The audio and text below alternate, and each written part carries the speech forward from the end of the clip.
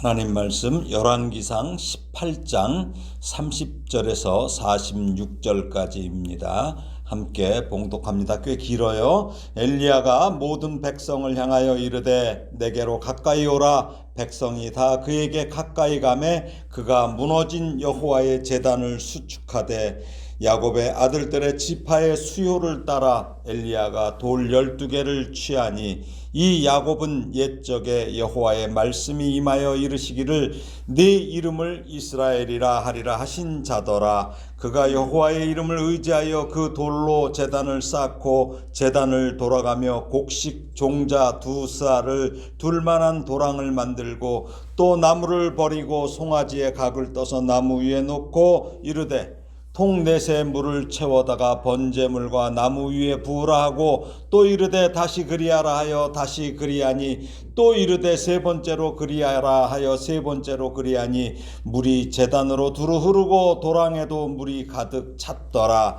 저녁 소제 드릴 때에 이르러 선지자 엘리야가 나아가서 말하되 아브라함과 이삭과 이스라엘의 하나님 여호와여 주께서 이스라엘 중에서 하나님이신 것과 내가 주의 종인 것과 내가 주의 말씀대로 이 모든 일을 행하는 것을 오늘 알게 하옵소서. 여호와여 내게 응답하옵소서. 내게 응답하옵소서. 이 백성에게 주 여호와는 하나님이신 것과 주는 그들의 마음을 되돌이키심을 알게 하옵소서 하매 이에 여호와의 불이 내려서 번제물과 나무와 돌과 흙을 태우고 또 도랑에 물을 핥은지라. 모든 백성이 보고 엎드려 말하되 여호와 그는 하나님이시로다. 여호와 그는 하나님이시로다 하니 엘리야가 그들에게 이르되 바알의 선지자를 잡되 그들 중 하나도 도망가지 못하게 하라 하며 곧 잡은지라. 엘리야가 그들을 기손 시내로 내려다가 거기서 죽이니라.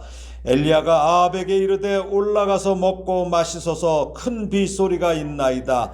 아합이 먹고 마시러 올라가니라. 엘리야가 갈멜산 꼭대기로 올라가서 땅에 꿇어 엎드려 그의 얼굴을 무릎 사이에 넣고 그의 사환에게 이르되 올라가 바다 쪽을 바라보라. 그가 올라가 바라보고 말하되 아무것도 없나이다. 이르되 7번까지 다시 가라. 7번째 이르러서는 그가 말하되 바다에서 사람의 손만한 작은 구름이 일어나나이다. 이르되 올라가 아합에게 말하기를 비에 막히지 아니하도록 마차를 갖추고 내려가소서 하라 하니라. 조금 후에 구름과 바람이 일어나서 하늘이 캄캄해지며 큰 비가 내리는지라. 아합이 마차를 타고 이스라엘로 가니 여호와의 능력이 엘리야에게 임하매 그가 허리를 동이고 이스라엘로 들어가는 곳까지 아합 앞에서 달려갔더라. 아멘.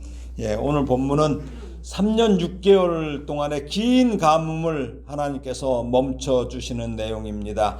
그 기간이 우리의 생각으로는 길 수 있어요. 그러나 하나님은 가장 적절한 때에 당신의 일을 행하신다는 것을 우리는 늘 기억해야 합니다. 오늘 본문에서 바알의 선지자들이 비를 오게 하려고 아침부터 저녁까지 바알을 부르고 아무 응답이 없자 칼과 창으로 자기들의 몸을 상하게 해서 피를 흘리면서까지 시도했는데 이를 곁에서 지켜보던 엘리야가 그들의 우상, 그 바알이 그 헛됨에 대해서 갖은 조롱을 가하죠. 그렇게 해도 결국 아무 일도 일어나지 않았는데 29절에 보니까 이같이 하여 정오가 지났고 그들이 미친 듯이 떠들었어요. 저녁 소제 드릴 때까지 이르렀으나 아무 소리도 없고 응답하는 자나 돌아보는 자가 아무도 없더라고 기록됐는데 이것이 바로 우상의 실체입니다.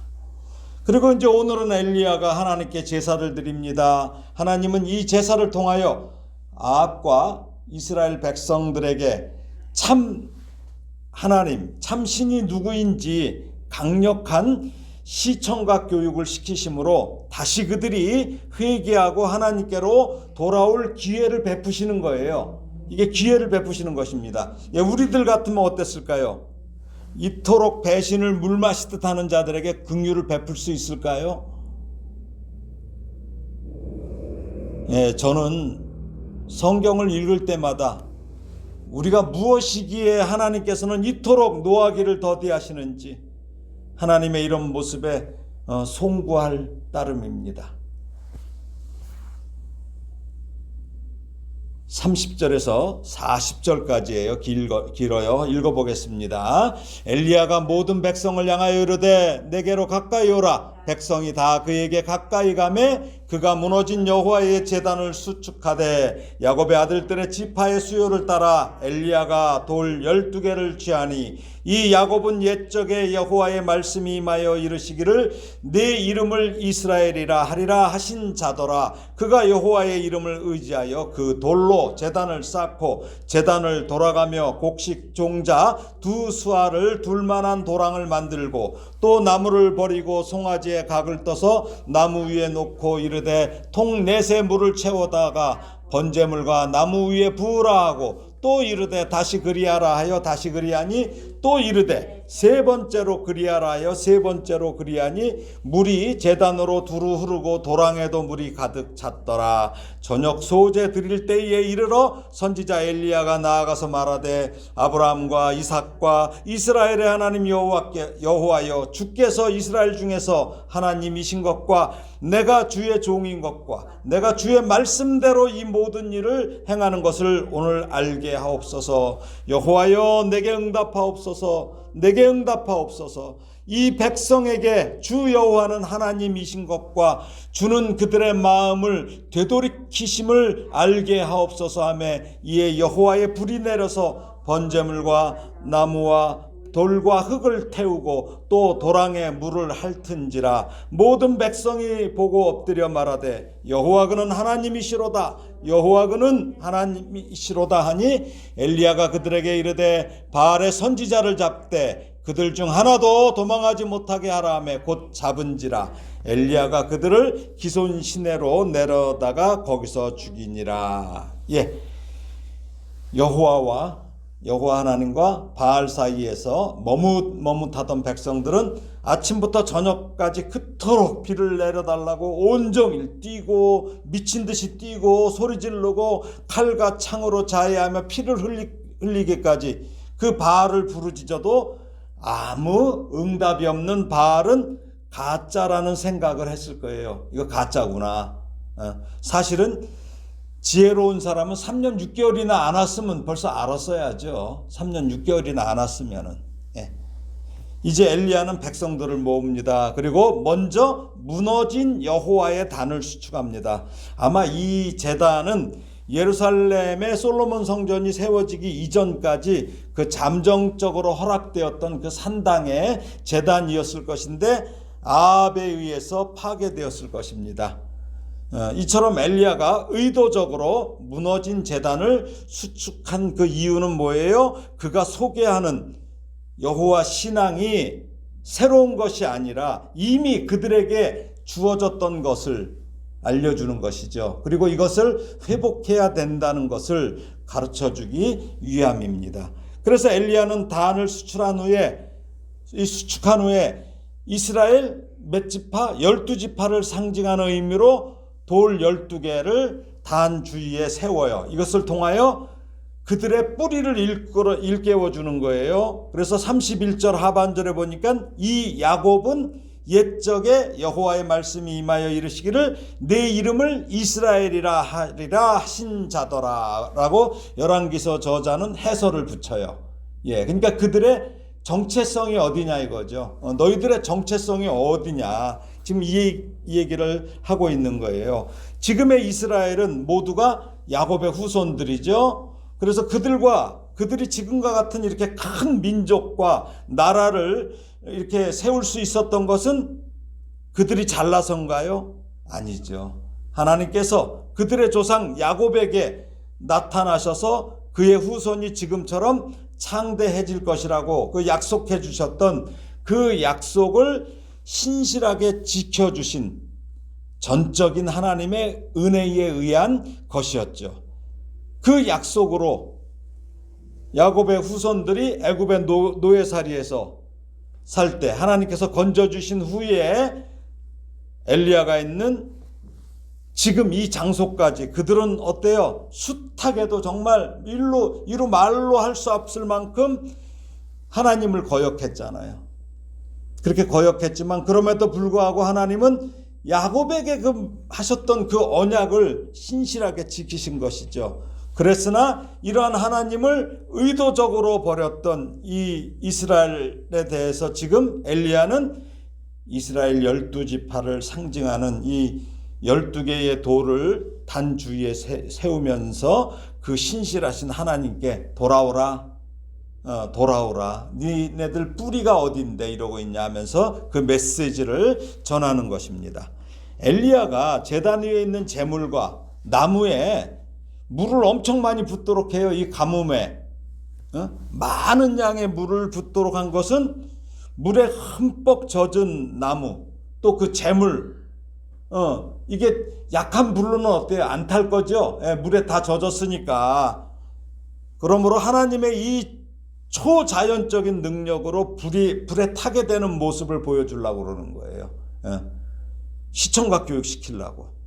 그것이 전적으로 바로 하나님께서 베푸신 초자연적인 이적임을 분명하게 그걸 보여줌으로써 혹시라도 제기될지 모르는 그런 여러 가지 의심, 사람들은 의심 잘하잖아요.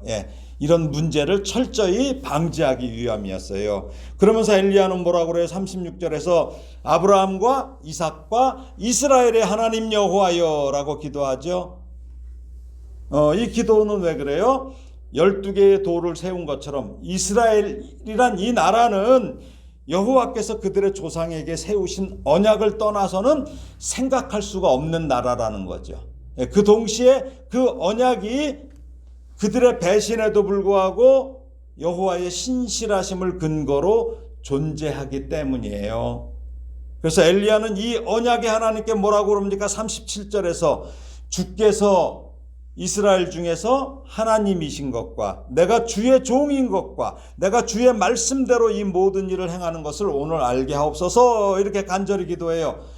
이 기도 내용이 어떤 내용입니까? 엘리야는 이제부터 일어나게 될 일은 여호와께서 진정한 하나님이신 것과 또 그러한 분이신 여호와가 당신의 백성들의 마음을 돌이키게 하시기 위해서 베푸시는 것임을 알게 해달라는 간구예요. 그 간구예요. 그렇습니다. 바로 이스라엘 백성들의 회개를 위해서 사실은 이토록 긴 가뭄이 있었어요. 3년 6개월이나 고대하고 그들 돌아오기를 하나님께서 그 가뭄을 주셨어요. 또한 지금의 이 생명을 건 대결이 있는 거예요. 지금 엘리야는 이스라엘 백성이 바알을 버리고 유일하신 하나님 여호와께 돌아오도록 자기 목숨을 걸고 영적 전투를 하는 거예요. 그렇게 함으로써 이스라엘이 버린 여호와의 영광, 이것을 회복시키려는 것입니다. 그러니까 돌아와야 돼요. 돌아오려면 뭐가 먼저 우선돼야 돼요? 회개지요. 회개가 회복의 시작입니다. 회개가. 이제는 하나님을 이용하려고 하지 말라는 거죠. 우리도 예수 믿으면서 이용하는 사람들이 너무 많아요. 그런 일 버리고 하나님께 순종하는 일로 나아가야 합니다.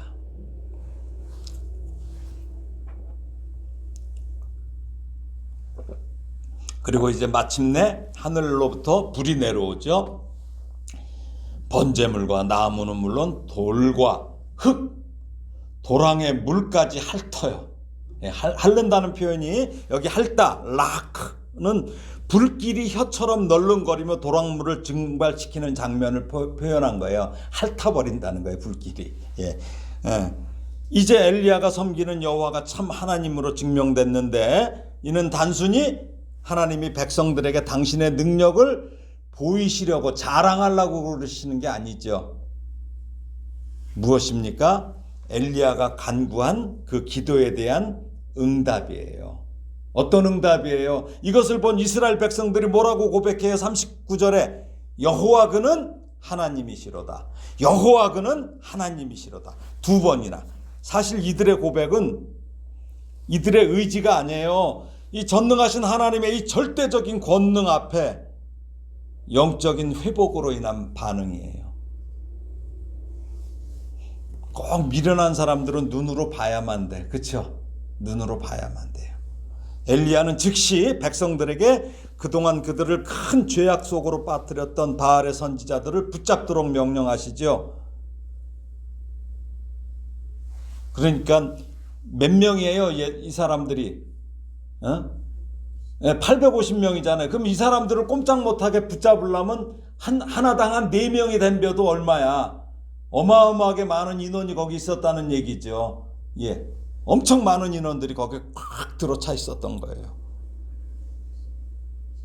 예, 어마어마하게 많은 인원들이 거기 있었던 거죠. 그렇게 명령하고 이제 그들을 기손수내로 끌고 가서 다 죽여요. 근데 이거는 엘리야가 하나님의 공의를 대신해서 징계를 집행한 거예요. 이런 사건은 북왕국 이스라엘의 왕 아합의 눈앞에서 벌어졌는데 지금 아합이 어때요? 어떤 조치도 취하지 못해요. 자기가 데려온 그 사람들이 다 그렇게 가서 죽임당하는데 그저 그 바알과 아세라 숭배자들의 죽음을 방관할 뿐이에요. 이게 왕이에요. 이게 비겁한 왕이죠. 네, 비겁하죠. 그런데 지금 이들을 다 죽인 부분을 가지고 이런 문제 제기하는 사람들이 있어요. 아니 굳이 이겼는데 뭐 그렇게 850명이나 되는 사람을 꼭 죽여야 했냐. 아주 인도주의적으로 얘기하죠. 근데 당시가 어떤 나라예요? 이스라엘이 하나님의 국가죠. 신정국가예요. 신정국가. 바알은 하나님의 전능하심을 훼손하고 백성들을 음란과 잔혹한 종교행위를 하도록 아까 봤죠? 읽어봤죠? 어떻게 해요? 어제 읽어본 거에서 칼과 창으로 자기 몸을 자해를 하는 이런 가짜 신으로 이건 어떤 존재예요? 그러니까 이런 우상은 영적인 암세포예요. 암세포.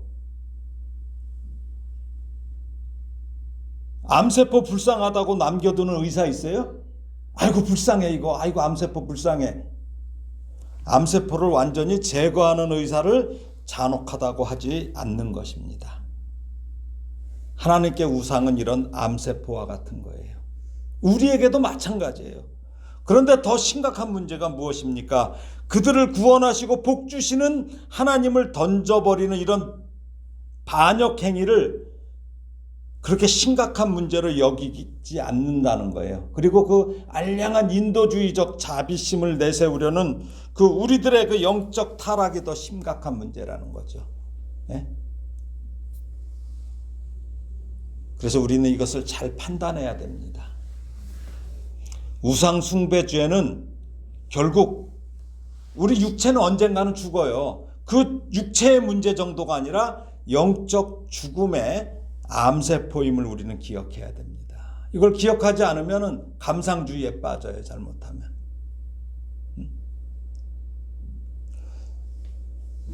암에 걸렸다가 고쳐진 사람이 어떻게 돼요? 그게 다시 재발한다고 하잖아요. 완전히 소멸되지 않으면 재발하잖아요.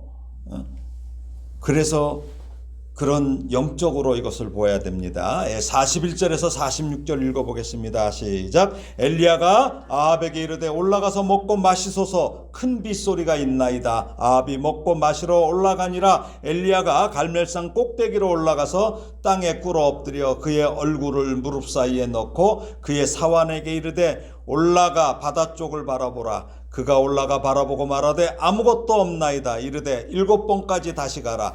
7번째 이르러서는 그가 말하되 바다에서 사람의 손만한 작은 구름이 일어나나이다. 이르되 올라가 아합에게 말하기를 비에 막히지 아니하도록 마차를 갖추고 내려가소서 하라 하니라. 조금 후에 구름과 바람이 일어나서 하늘이 캄캄해지며 큰 비가 내리는지라. 아합이 마차를 타고 이스라엘로 가니 여호와의 능력이 엘리야에게 임하매 그가 허리를 동이고 이스라엘로 들어가는 곳까지 아합 앞에서 달려갔더라. 아멘. 예, 아마 이 아합은 이 긴장감 때문에 온종일 음식을 입에 대지 않았을 거예요. 얼마나 배고팠겠어요. 엘리야가 아합에게 음식을 먹으라고 한 것은 하나님이 참 신이심을 여호와 하나님이 이걸 보이셨고 이미 전에 하나님께서는 뭐라고 그래요? 비를 지면에 내리시겠다고 말씀하셨잖아요. 예. 사실 이때 아합이 할 일은 무엇일까요? 음식을 먹기 위해서 이 입을 열 것이 아니라 그 입으로 여호와가 하나님이심을 선포해야 하는 게 우선이에요. 그렇죠? 그런데도 이 아합은 회개하지 않습니다. 음식이 들어가냐고요. 먼저 이걸 선포했어야지. 백성들이 선포하기 전에. 뭐가 바뀌어도 한참 바뀌었죠. 이것이 악인의 모습입니다. 엘리야가 갈멜산 꼭대기로 올라가서 땅에 꿇어 엎드려 얼굴을 무릎 사이에 놓고 기도합니다. 그러니까 엘리야가 그동안 배불리 먹지는 않았던 것 같아요. 무릎 사이에 이게 얼굴이 들어갈 정도면 아주 말라도 보통 마른 게 아니에요. 그냥 겨우 먹고 살았든지, 그쵸? 3년 6개월 동안에 잘 먹어봐야 얼마나 잘 먹었겠어요. 근데 이렇게 무릎 사이에 얼굴을 넣고 기도한다는 것은 가장 겸손하고 간절한 기도의 자세입니다. 야고보서 5장 17절 18절을 보게 되면은 엘리야는 우리와 성정이 같은 사람이로되 그가 비가 오지 않기를 간절히 기도한즉 3년 6개월 동안 땅에 비가 오지 아니하고 다시 기도하니 하늘이 비를 주고 땅이 열매를 맺었느니라. 이렇게 기록한 것처럼 엘리야는 하나님의 약속만을 믿고 가만히 있었던 게 아니에요. 야, 이제 기근이 이제 비가 안 올 거야 하면 비가 안 오나 보다. 이게 아니죠. 기도를 했다고 그러죠. 여기 보니까. 예? 기도했어요. 말씀하신 대로 기도했어요. 그리고 이제 또 비를 주시겠다고 했는데도 어때요? 그 말씀에도 기도했던 것이죠. 무슨 말입니까? 엘리야는 말씀을 붙들고 그 말씀의 실현을 위해서 다시금 기도했던 거죠. 이게 중요해요. 우리 말씀 주셨잖아요, 하나님께서. 그렇죠? 그럼 그 말씀 붙잡고 기도하는 거예요. 그 말씀 붙잡고. 그리고 43절 44절에서 엘리야의 명령에 몇 번 명령을 해요? 사환에게 7번. 7번이나 순종하는 사환을 봐요. 아니, 비가 안 왔어. 그동안 아무것도 안 보여. 근데 7번을 명령하는데 7번 순종하는 사환을 보게 돼요. 7이란 숫자는 완전수지요. 엘리야의 사환은 끝까지 순종했다는 거예요. 한 6번까지 순종하다가 7번째 의심이 들 수도 있어요. 이거 왜 이러나. 우리도 마찬가지예요. 6번까지 잘하다 마지막에 그래도 온전히 순종하시는 저와 여러분이 되기를 바랍니다. 그 다음에 여기 손만한인데 원래 원어는 손바닥이에요. 손바닥. 예. 손만한이 뭐야? 그쵸? 예, 손바닥. 드디어 손바닥만한 구름이 일어나고 조금 후에 구름과 바람이 일어나고 하늘이 깜깜해지면서 큰 비가 내립니다. 이 3년 6개월을 기다렸던 백성들의 이 기쁨과 찬양이 갈멜산을 감쌌을 거예요. 그런 비는 피하지 않고 얼마든지 맞을 거예요. 그렇죠? 예, 얼마든지 맞아요. 그런데 이제 아합이 마차를 타고 궁으로 돌아가요. 근데 엘리야가 마차보다 빨리 빗속을 달려가요. 예. 근데 이 거리가 이스라엘에 도착할 때까지가 약 22km래요. 22km를 마차보다 빨리 달려가는 거예요, 지금요. 예? 그게 왜 그래요? 46절에 보니까 뭐예요? 여호와의 능력이 엘리야에게 임함에 일어난 일이에요. 예. 예. 22km를 달려요. 그 삐쩍 마른 엘리야가. 말씀을 정리합니다. 오늘 하나님은 갈멜산에서 첫 번째는 불로 응답하셔요. 두 번째는 물로 응답하시죠. 예, 비가 옴으로써. 이렇게 하심으로 하나님의 권능을 보이시며 아합은 물론 이스라엘 백성들에게 하나님께 돌아오도록 기회를 베푸셨습니다. 그러나 그러한 기회를 붙잡는 사람과 버리는 사람으로 나눠질 것입니다. 특히 아합에게는 특별하신 기회를 베푸신 거예요. 어떤 기회예요? 여호와의 능력이 엘리야에게 임했어요. 그래서 마차보다 빨리 빗속을 달려가는 모습을 보이신 것은 왜 그래요? 그런 권능의 하나님께 돌아오라는 거예요. 아합에게.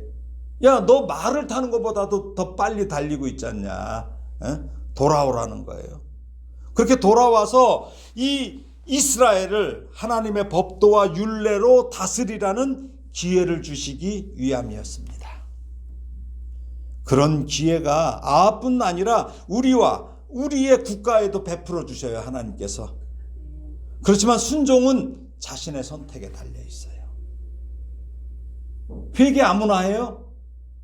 회개할 수 있는 마음을 주셔야 돼요. 그렇죠? 이것도 은혜예요. 이것도 은혜예요. 그래서 비록 실수하고 혹여 큰 잘못을 저지르더라도 바로 회개하는 길을 선택해야 됩니다. 그 길로 나오시기를 예수님의 이름으로. 예수님께서 뭐라고 하셨어요? 제일 먼저 하시는 말씀이 뭐하라? 회개하라. 천국이 가까이 있느니라. 그 예수님의 이름으로 축원합니다. 아멘.